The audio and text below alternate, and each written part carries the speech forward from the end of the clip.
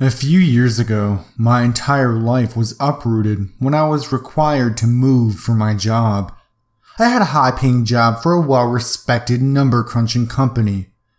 After just 2 years of work, I managed to climb the rank high enough to be offered a managing position at another office. I lived in New York City. In fact, I lived there my whole life. I can still remember the smell of pretzels and the sounds of emergency sirens in the distance, going one way or another. I had no intentions of ever leaving the city, but the pay raise was good enough that I was there in under 2 weeks. The office was located in a small shithole town in the middle of nowhere deep in Alabama. This town had next to nothing with a population of just a few thousand. And if you thought that was bad, you should have met the people that lived there. Jesus Christ, I didn't even know what to think. I had a hard time believing that these people were speaking English. However, I did my absolute best to ignore all of this. I was making almost twice the amount of money I had been a month ago, and that in and of itself was enough to keep me looking the other way. Time marched on, and I eventually found myself to be really lonely. The only thing I had to do in my spare time was draw. I had been doing it on and off for years, but when I lived in the city, I really only drew when I had nothing better to do. So you could understand how little time I put into it. I would work all day, get home, and draw until I had to go to bed. That became my monotonous life for a long time. It must have been at least a year before something big would happen. There was buzz around the company that they were going to be sending over a new employee to work here. This guy was going to be on an equal level as me, and we'd be working together closely. I really didn't care much at first, but then it was rumored that we were the same age. Yes, finally, I might get a friend in this damned place, I thought to myself. After hearing the news, the following few days seemed to drag on even more than usual. On an early Monday morning, he made his first appearance. When I saw him, the first thing I noticed about him was this oddly colored ring on his hand. It was a weird shade of green, and it just seemed off. Other than that, he was a really nice guy. "Hi, I'm Zach," he said with a halfway anxious grin painted across his face. I introduced myself and we hit it off instantly. I was looking forward to working with him. I was happy to realize he had a good sense of humor. For some reason, it seems as if every dial tone that walks on planet Earth is pulled toward me in some way or another. As the week progressed, I realized how awesome of a person this guy really was. And it wasn't in a way that made me feel overshadowed or anything, but he did his job well and got along great with anyone he came in contact with. He has already motivated some people with reputations for being lazy into much more productive versions of themselves, and they praised him for it. I don't know if this guy is the modern day Dale Carnegie or what, but after seeing the way he'd motivated complete strangers who work under him, I knew I had to ask him how exactly he does it. I pulled him aside and asked him what his secret was, and I even confessed that I had a hard time getting people to comply with my demands, especially this one guy in particular, Jeremy.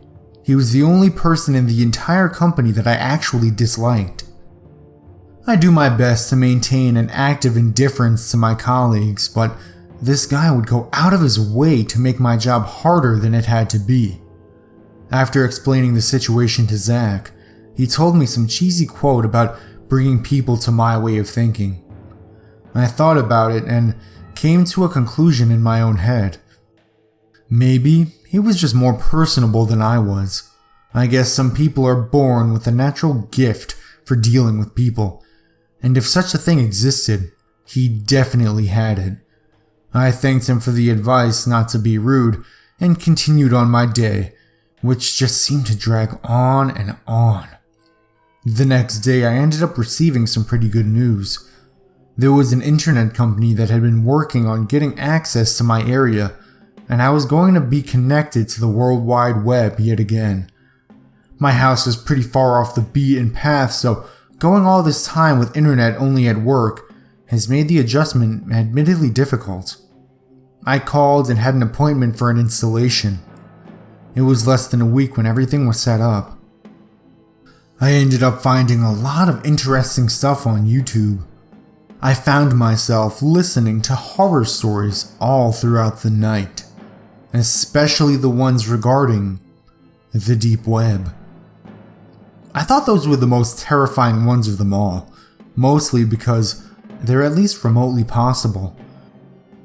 Don't get me wrong, that doesn't stop all the YouTube comment section detectives from typing at the top of their lungs that the stories are fake.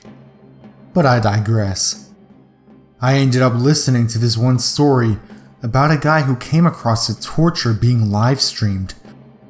The way the narrator described it made it absolutely horrifying. After learning a little more about the deep web, I decided I'd try it out for myself. I figured that I live in such an out-of-the-way place that if there really is some hacker out there that gets my information and decides to come and try to kill me, I might just let him with all the trouble he would have gone through. It took me close to 5 hours to find my house when I first moved here. So imagining someone else going through the same trouble just to kill a stranger from the internet seemed a little far-fetched. The first night I started exploring the deep web, I didn't really find anything that interesting. It just seemed like a bunch of dead links to me. I gave up as it had been getting pretty late and decided to head back to bed.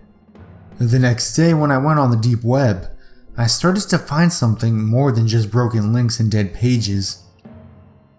I found some of the typical shit you'd expect, some freaky BDSM kind of stuff, a hitman for hire site, and a couple supposed leaked documents from the NSA, although I'm not sure how much credibility they really have. After a little more browsing, I came across something much more sinister. It appeared to be a torture video. There were 3 people tied to chairs in a row. The first one was dismembered in ways I can't even describe. Crimson covered his body, and there were no eyes in his sockets. It was a really crazy scene to behold, but for some reason, I continued to watch. The sadist behind the whole thing was torturing the person in the middle chair. It was a middle-aged Indian woman, and she was crying her eyes out. It kind of broke my heart to watch. She seemed so innocent sitting there, staring at that monster that stood above her, plunging a knife through her fingers. She started wailing when he got to her thumb. It really looked painful. It was so agonizing to watch, knowing that I couldn't do anything about what I was seeing. The man looked back at the camera and let out an evil laugh. If Satan and Darth Vader had a child, the resulting sound coming from this guy's mouth would have sounded exactly like it. He stopped laughing in an awkward manner, and then turned around and slit the woman's throat open.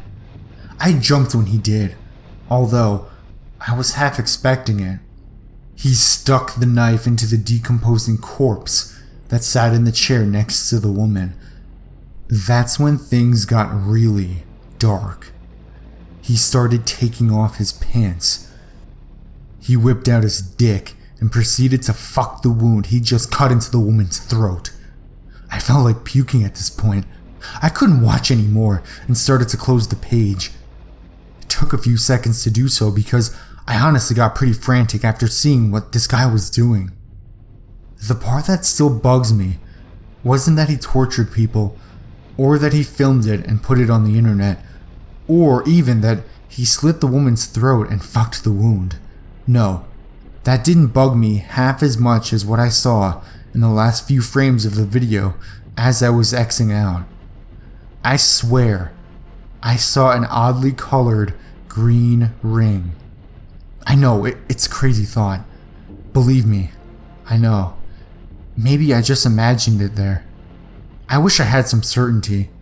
I've tried finding the video again to verify whether or not this atrocity was committed by a coworker or not, but to no avail.